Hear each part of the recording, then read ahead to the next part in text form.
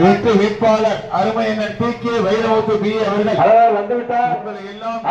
தாருங்கள் வாக்காளர் பெருமக்களை என்று கேட்டு இதோ வருகை தந்து விட்டார்.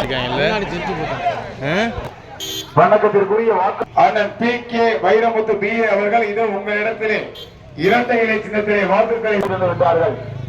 அண்ணன் அவர்களுக்கு இரட்டை இலை சின்னத்திலே வாக்களித்து பெருவாரியான வாக்குகள் வித்தியாசத்திலே வெற்றி பெற செய்ய வேண்டுமாறு உங்களுக்கு ஒரு பாலங்கள் தொட்டு வேண்டி விரும்பி கேட்டுக் கொள்கின்றோம். ஒரு நல்ல வேட்பாளர், அனைவரும் எளிதில் அணுகக்கூடிய ஒரு வெற்றி வேட்பாளர் அண்ணன்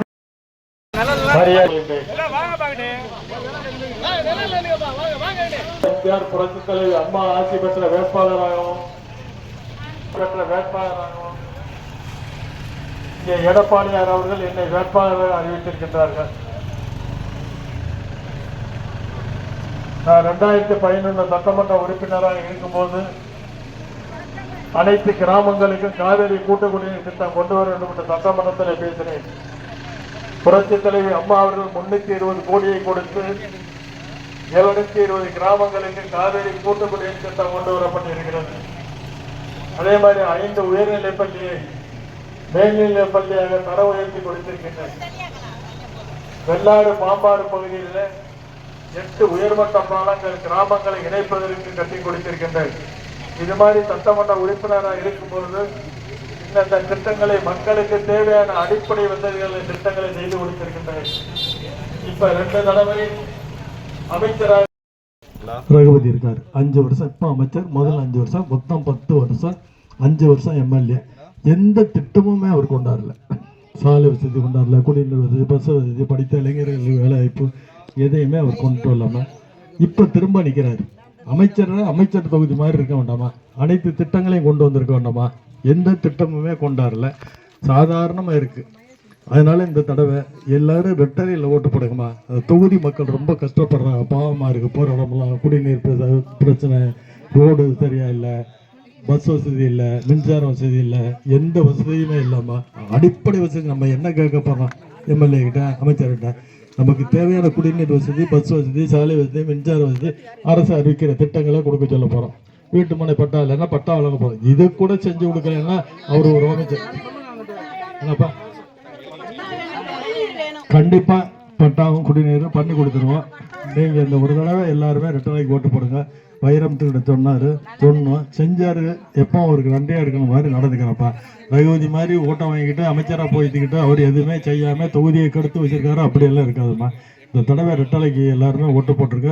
நீங்க நினைக்கிற மாதிரி நடக்கும். அனைத்து திட்டங்களையும் அடிப்படை நமக்கு என்ன தேவையான திட்டத்தை தானேப்பா கேட்கறா, வேற என்ன கேட்கறா? ஆமா, ரொம்ப கஷ்டம். எல்லா இடத்துலையுமே இப்படி தப்பா இருக்கு. இன்னைக்கு 12 மணியோட டூரை முடிச்சிடலாம்.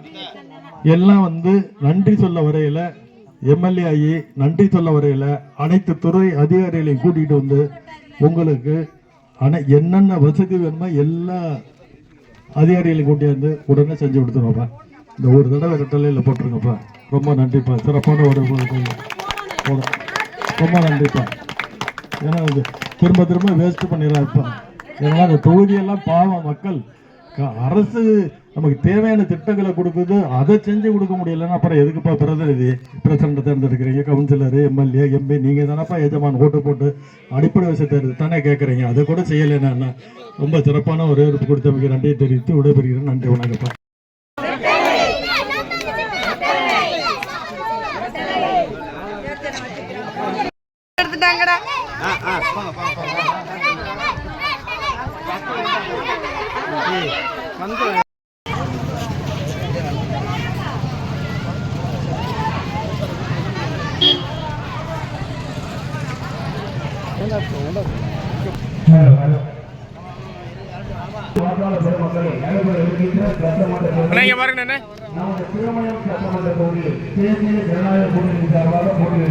எப்படி பாருங்க.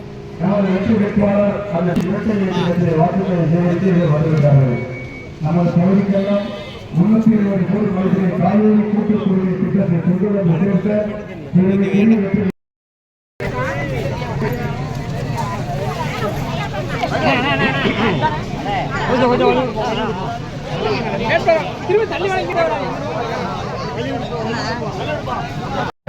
வணக்கத்தை தெரிவித்துக் கொள்கிறேன். சட்டமன்ற தேர்தலில் புரட்சித் தலைவர் எம்ஜிஆர் ஆமா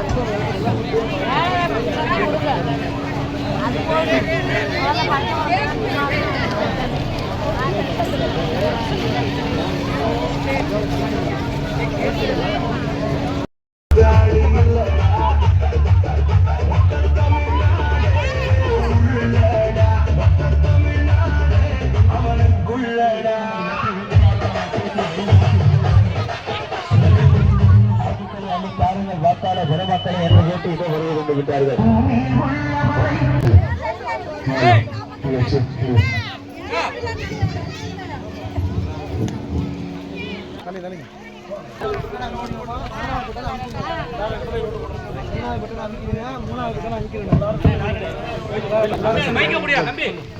சகோதர சகோதரிகளே, நண்பர்களே, உங்கள் அனைவருக்கும் என்னுடைய பணிவான வணக்கத்தை தெரிவித்துக் கொள்கின்றேன். நடைபெற இருக்கின்ற சட்டமன்ற தேர்தலில் புரட்சித் தலைவர் எம்ஜிஆர், புரட்சித் தலைவர் அண்ணா ஆட்சி பெற்ற வேட்பாளராக தேசிய சமய கூட்டணி கட்சியின் தலைவரின் ஆதரவு பெற்ற வேட்பாளராகவும் இங்கே சட்டமன்ற வேட்பாளராக என்னை எடப்பாடியார் அவர்கள் அறிவித்திருக்கின்றார்கள். நீங்கள் எல்லாம் இரட்டை சின்னத்தில் வாக்களித்து என்னை வெற்றி பெற செய்ய வேண்டுமாறு உங்கள் பாதங்களை தொட்டு வேண்டி விரும்பி கேட்டுக்கொள்கின்றேன். எடப்பாடியார் முதலமைச்சராக வந்தவுடன் அண்ணாவுடைய ஆட்சி ஒரு குடும்ப தலைவிக்கு மாதம் 2000 ரூபாய் கொடுக்கப்படும். ஒவ்வொரு குடும்ப தலைவிக்கு மாதம் 2000 ரூபாய்.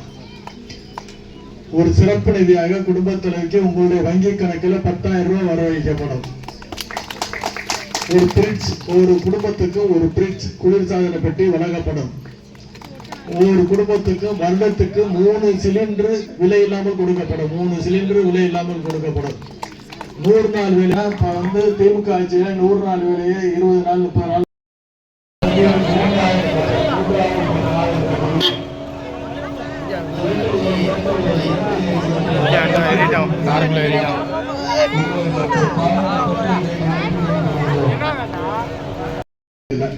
அம்மா ஆட்சியில எப்படி போட்டோ எடுக்காம 100 நாள் வேலையில 100 நாள் கொடுத்தாங்களோ அதே மாதிரி உங்களுக்கு கொடுக்கப்படும் என்பதை தெரியப்படுத்தி தாலிக்கு தங்கத்தை நிறுத்தியிருக்காங்க.